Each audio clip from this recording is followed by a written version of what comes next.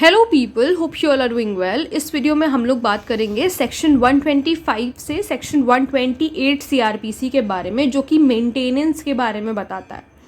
तो इसमें जो मैं आप लोगों को बता रही हूँ सिर्फ यही जो है आपकी जुडिशरी पॉइंट ऑफ व्यू से इम्पॉर्टेंट है, और इसमें बहुत कहानी अगर आप बेर उठा के देखोगे तो बहुत बड़ी लंबी लंबी कहानी लिखी हुई है। उतना कुछ लंबा नहीं पढ़ना है, उसमें से कुछ की पॉइंट्स हैं जो याद रखने हैं और जो प्री और मेंस के लिए इम्पॉर्टेंट है। तो सबसे पहले सेक्शन 125 कहता है order for maintenance of wives, children and parents. तो देखो, मेंटेनेंस का ऑर्डर वाइफ भी ले सकती है, चिल्ड्रन भी ले सकते हैं, और पेरेंट्स को भी मेंटेनेंस दिया जाता है। सो जेएमएफसी कौन है? Judicial magistrate first class. Upon proof of such neglect और रिफ्यूज़ल, अगर उनके पास प्रूफ आ जाता है कि वो जो हस्बैंड है या जो वो बेटा है या जो फादर है वो नेग्लेक्ट कर रहा है या फिर रिफ्यूज़ कर रहा है मंथली अलाउंस देने से या मेंटेनेंस देने से, तो क्या होगा? Order such person to make a monthly allowance, उसको ऑर्डर करेगा जेएमएफसी कि आप मंथली अलाउंस दो for the maintenance of his wife, उसकी वाइफ की मेंटेनेंस के लिए, और सच चाइल्ड, फादर और mother at such monthly rate as such magistrate thinks fit. तो इसमें एक नोट करने वाली बात ये है कि यहाँ पर कोई जो अमाउंट है वो स्पेसिफाइड नहीं है कि इतना ही अमाउंट मंथली कोई भी हस्बैंड देगा या कोई भी फादर देगा। ऐसा कुछ अमाउंट इसमें नहीं लिखा हुआ है, सिर्फ बस इतना है कि जितना मजिस्ट्रेट को लगता है उतना वो कह सकती है कि आप मंथली रेट पे इतना पैसा दो, ठीक है। Provided no wife shall be entitled to receive an allowance for the maintenance or interim maintenance and expenses of the proceeding from her husband if। तो अब ये इम्पॉर्टेंट है कि अगर वाइफ, जो अभी 3 पॉइंट्स मैं आपको बताऊंगी, अगर वाइफ उन 3 पॉइंट्स में कहीं पर लाई करती है तो वो मेंटेनेंस क्लेम नहीं कर सकती।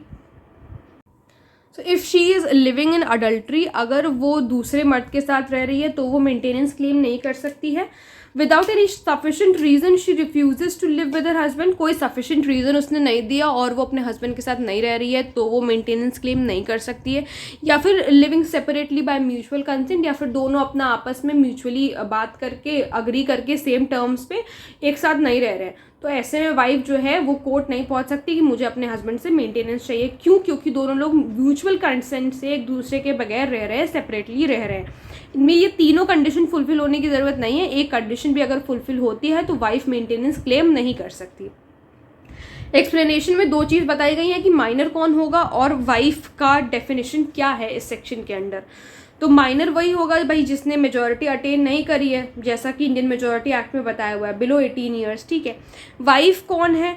तो वाइफ जो है वो या तो डाइवोर्स्ड है, ठीक है, डाइवोर्स्ड है वो, तो वो मेंटेनेंस क्लेम कर सकती है। और as obtain divorce from her husband and not remarried, उसने डाइवोर्स तो ऑब्टेन कर लिया और उसने दोबारा शादी नहीं करी है, तो ऐसे में वो मेंटेनेंस क्लेम कर सकती है। लेकिन यहाँ पर एक पॉइंट और बनता है कि अगर उसने दोबारा शादी कर ली है तो वो मेंटेनेंस क्लेम नहीं कर सकती है। जब तक दोबारा शादी नहीं करी है तब तक वो मेंटेनेंस क्लेम कर सकती है।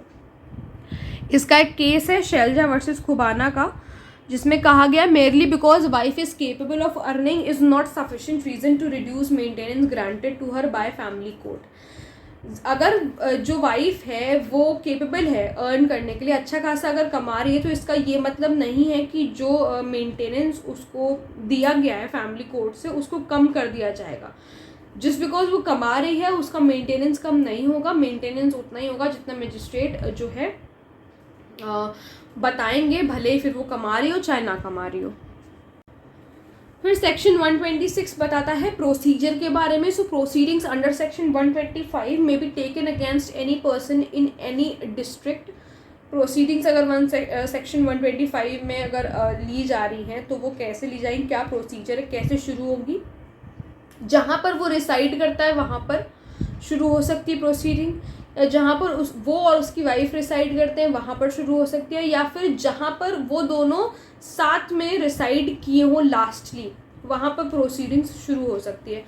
प्रोवाइडेड यहाँ पर ये है कि अगर मजिस्ट्रेट सेटिस्फाइड है that the person against whom an order for payment of maintenance is propose to be made is wilfully, जिसके खिलाफ मतलब ऑर्डर गया है, ठीक है, ऑर्डर मतलब हुआ है मेंटेनेंस को लेकर के, अब वो विलफुली अवॉइड कर रहा है सर्विस को, वो सर्विस को अवॉइड कर रहा है, जैसे मान लो उसके खिलाफ समन या वारंट जो भी गया है वो उसको आंसर ही नहीं कर रहा है, अपेयर नहीं हो रहा कोर्ट में, विलफुली वो ऐसा कर रहा है, विलफुली नेग्लेक्ट कर रहा है to attend the court, so the magistrate may proceed to hear and determine the case ex Partey.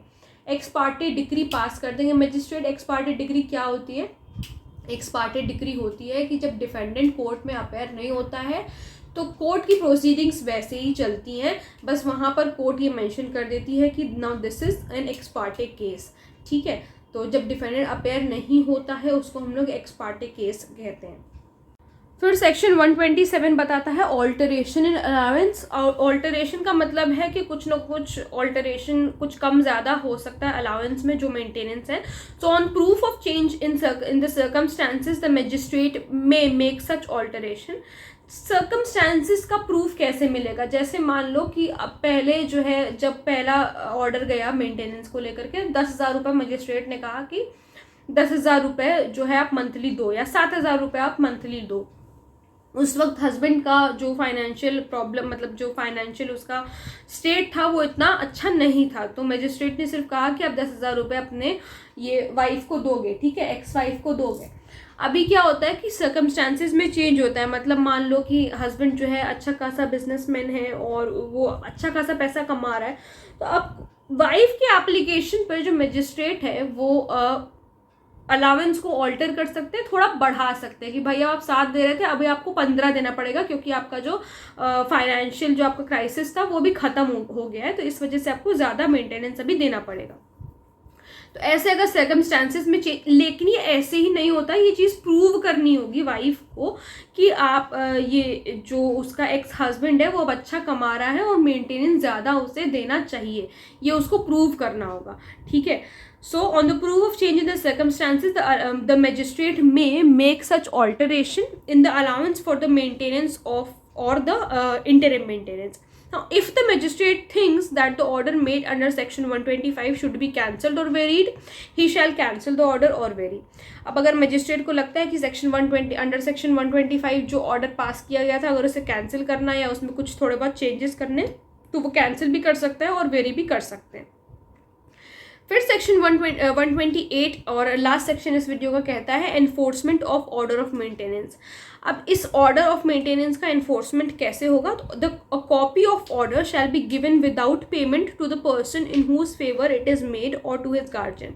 जिसके फेवर में वो जो ऑर्डर है वो आया है उसको उस ऑर्डर की कॉपी दी जाएगी फ्री ऑफ कॉस्ट, कुछ भी पैसा नहीं लिया जाएगा, एंड या तो उसको दी जाएगी या तो उसके गार्जियन को दी जाएगी। Maintenance will be enforced from when the order has been passed. ये भी कई बार पूछा जाता है कि मेंटेनेंस को हम किस समय से मानेंगे कि अब इस समय से जो है इनका मंथली रेट का शुरू हो गया है और इस समय से अब इनको मेंटेनेंस मंथली अलावेंस देना है। तो मान लो 7 तारीख को अगर ऑर्डर पास हुआ है तो उस दिन से मेंटेनेंस का जो देना है उसको वो शुरू हो गया है। अब 7 तारीख से हर महीने की 7 तारीख को आपको मेंटेनेंस जो है वाइफ को या फादर मदर जिसको भी देना पड़ेगा, ठीक है। तो आई होप आप लोग को सेक्शन 125 से सेक्शन 128 तक सारी चीज़ें क्लियर हो गई होंगी। यही मैं फिर से बता रही हूँ कि यही जो कुछ पॉइंट हैं आपके लिए इम्पॉर्टेंट हैं जुडिशरी के लिए, तो बस इतना ही इसमें पढ़ना है। अगर कोई प्रॉब्लम है तो please let me know in the comment section, और अगर आप लोग इस टॉपिक पे वीडियो देखना चाहते हैं तो वो भी प्लीज़ मुझे ज़रूर बताइएगा। Thank you so much.